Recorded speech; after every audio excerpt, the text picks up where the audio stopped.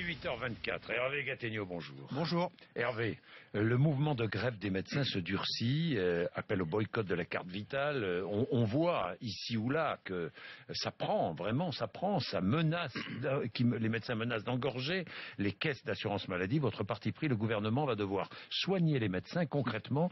Ça veut dire que la ministre doit retirer sa réforme?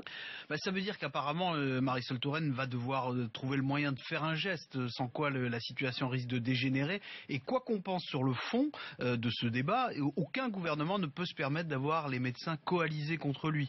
De fait, si on regarde bien, la ministre, elle a déjà lâché du lest aux urgentistes, puis ensuite aux cliniques privées. Et les généralistes, ils ont d'autant plus le sentiment d'être les laissés pour compte de cette réforme que eux n'ont pas été réellement entendus ni même réellement reçus. Comme ils sont très remontés, les médecins, et que la grève est assez populaire auprès des Français, on ne les sent pas prêts à lâcher. Donc j'ai envie de dire, tant que les patients sont derrière les médecins peuvent rester patients avec le gouvernement. Sur le fond, ont-ils raison de refuser l'instauration du tiers payant généralisé? Moi, je crois surtout que ce qui est présenté comme une mesure de justice pour les plus défavorisés est plutôt un signal politique à l'électorat de gauche. Bon, sur le fond, pourquoi pas ? Mais c'est ce qui fait que cette réforme est entourée d'une sorte de non-dit. Les plus démunis, ils ont déjà le tiers payant en France, parce que les allocataires de la CMU et de l'AME en bénéficient déjà. Donc la généralisation, elle va aider des familles qui en ont besoin, mais elle va aider aussi beaucoup d'autres familles qui n'en ont pas forcément besoin. En revanche, elle va objectivement compliquer le travail des médecins. Alors dire que pour autant la sécurité sociale va en profiter pour les fliquer, ça ne me paraît pas un très bon argument, mais en revanche, on peut craindre que cette forme de gratuité apparente aboutisse à multiplier les consultations, donc à aggraver le déficit de la Sécu. Alors pardon pour la métaphore médicale, mais si c'est ça, le remède sera pire que le mal. L'autre question qui est au cœur de la revendication, c'est celle de la rémunération des médecins généralistes. Est-ce que sur ce point, les médecins n'exagèrent pas en parlant de précarisation et de dévaluation de leur métier? La dévaluation de leur métier, elle est réelle, mais c'est pas seulement une question d'argent. Et Marisol Touraine n'en est pas la seule responsable, loin s'en faut. Mais on peut penser qu'elle n'en a pas assez tenu compte de ce facteur psychologique.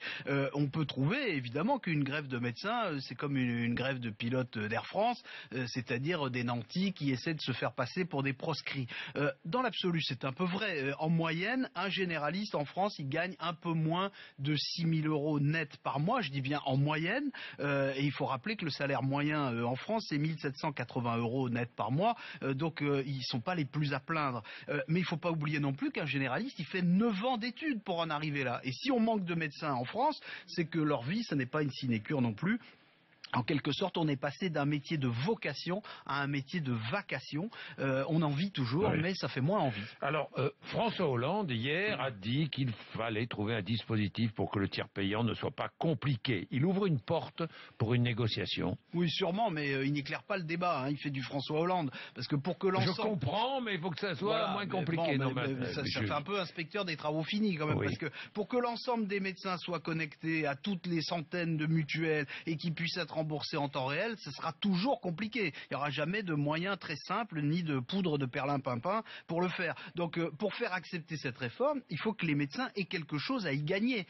Surtout si en même temps, on leur impose des maisons de santé, des contrôles sur les prescriptions, et qu'en plus, on laisse les pharmaciens et les infirmiers faire des actes médicaux. On peut, je crois, demander des efforts aux médecins, et peut-être même qu'il faut leur en demander, y compris dans un objectif de maîtrise des dépenses de santé. Mais je crois que les médecins sont comme les malades, ils préfèrent certainement qu'on leur dise la vérité. Merci. Eh bien, Marisol Touraine, va-t-elle dire la vérité? Que va-t-elle dire aux médecins ce matin? Elle est avec nous dans quelques minutes. C'est là que ça se passe sur RMC et BFM TV. 8h28.